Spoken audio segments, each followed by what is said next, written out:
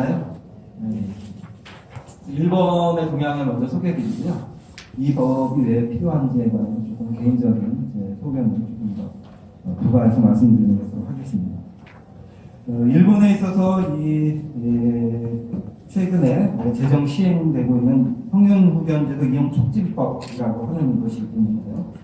이 법이 제정된 배경이 되는 일본의 제도 이용의 실태를 조금 살펴볼 필요가 있습니다.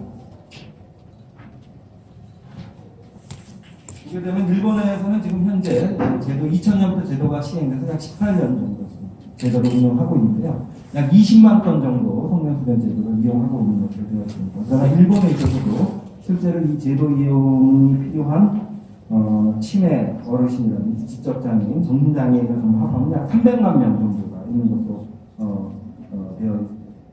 합해서 전체적으로는 약 560만 명 정도가 전 인구의 약 5%가 이 후견제도의 수요자로 잠재적 수요자가 되어 있습니다. 그것에 비해서 실제 제도 이용을 하고 있는 사람은 20만 건에 지나지 않기 때문에 실제로 많은 의사결정 지원이 필요한 많은 장애인 고령자들이 일본에 있어서도 사실상 방치되는 그 점에서 방치된 상태에 있다는 문제의식이 있었고요. 또 성년후견제도가 일본에 있어서도 후견 보조라고 해서 개인의 정보를 관리하는 여러 가지 유형이 있는데 대체로 후견 유형에 집중된 제도 이용을 보이고 있기 때문에 이것에 관한 문제의식이 있습니다. 그 밖에 이제 실제로 제도 이용을 약 18년 동안 해오는 과정에서 발생한 여러 가지 제도적으로 미비한 것들을 보완할 필요성들이 제기가 됐고요. 이런 문제의식이 사실은 제도 이용이 일반적으로 수반된 것이기 때문에 곧바로 어떤 계획적인 새로운 법제 입안에 동력이 되었던 것은 아니고 실제로 이 법이 이러한 법의 필요성들이 제기된 것은 일본에서도 굉장히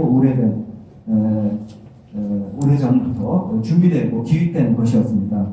그 시작은 이제 2010년에 제1회 세계 성년후견대회가 일본의 요코하마에서 개최가 되었습니다.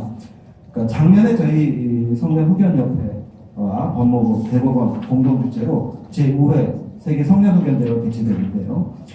그 첫 번째 대회였던 요코하마 대회에서 이미 그 당시에 이제 10년 정도 제도 운영의 경험에 비추어서 일본에서 성년후견 제도를 앞으로 어떻게 개선 발전시킬 것인가에 관한 과제가 제기가 됐습니다. 거기에서 세 가지 정도가 지적이 되었는데요. 첫째로는 제도 운영의 개선이라고 하는 점입니다. 그거는 그때만 해도 일본에서도 이건 사적 자치의 영역에 맡겨져 있는 것이기 때문에 공적인 개입의 정도가 굉장히 낮은 수준에 있었기 때문에 실제로 저소득층이라든지 이런 사람들의 제도 이용이 부진했기 때문에 이것을 개선할 필요가 있다라고 하는 문제가 있었고요. 그것을 위해서는 재산의 다관에도 불구하고 성년후견제도 이용을 지원하는 공적 시스템을 구축할 필요가 있다라고 하는 것이 이미 2010년에 일본에서 문제제기가 되었습니다. 그리고 성년후견제도의 내용적인 측면에서 이것을 장애인 권리협약의 취지에 부합하는 형태로 제도 개선이 필요하다라고 하는 세 가지 정도가 문제제기가 되었고, 이런 문제제기에 대해서 후견 전문가들하고 또 관심 있는 일본의 정치인들이 이것을 법제적으로 뒷받침하기 위해서 4년간의 노력을 계속해 왔습니다. 제가 들은 얘기로는 이제 일본의 집권당인 자민당과 공동 집권하고 있는 이제 공명당, 특히 공명당이 이제 이 문제에 대해 관심을 가지고 있었기 때문에 그런 쪽 정치인들이랑 후견 전문가들이 오랜 기간 동안 준비해서 일본의 성년후견 이용 촉진법이 제정되게 되었습니다. 그러니까 이게 갑자기 하루아침에 이제 기획된 것이 아니라 세계 성년후견대 제1회 성년후견대회에서 요코하마 선언을 발표를 하게 되는데요. 국제적인 부분하고 국내적 부분 두 가지가 나눠져 있었고, 그 국내적 부분에 있어서 일본의 과제로 제기됐던 것을 일본의 전문가들이 문제의식을 갖고 제도적으로 이것을 개선하고 발전시키기 위해서 이 법을 4년간 추진한 결과가 현재 일본 성년후견 이용 촉진법의 제정으로 빛을 보게 된 것이다, 이렇게 말씀드릴 수가 있습니다. 먼저 입법 목적을 조금 살펴보게 되면요,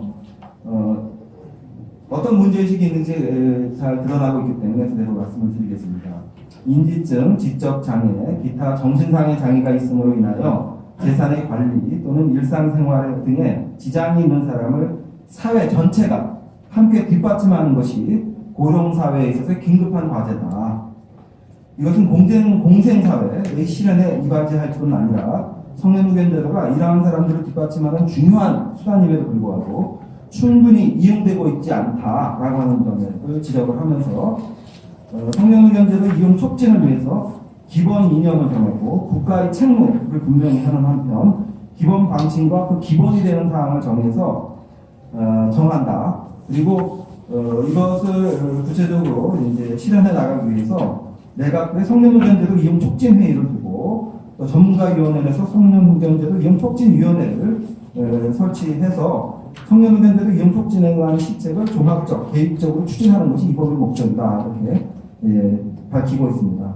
그래서 사실은 이 법이 어떤 구체적인 서비스를 갖고 있지가 않습니다. 그래서 정부 차원에서 성년후견 이용 촉진을 위해서 어떤 계획을 해야 되고 그것을 추진하기 위해서 어떤 정부 내 구성을 해야 되는지 조직 구성을 해야 되는지 이런 점들에 관해서만 규정을 하고 있습니다. 그래서 일본 일각에서는 내용이 없다 이런 지적도 사실은 받았던 것입니다. 그런데 이것은 이용 촉진 계획을 통해서 정책으로 구체화하는 것이고 개별적 정책을 입법화하는 것은 아닙니다. 그래서 어떤 면에서는 입법 기술적으로는 프로그램법으로서의 성격을 갖습니다. 그래서 이렇게 사업 계획을 마련해서 시책을 이런 기본 방침과 원칙 하에서 이런 조직을 마련해서 사업 계획과 시책을 마련을 하라라고 하는 것이 이 법의 내용입니다.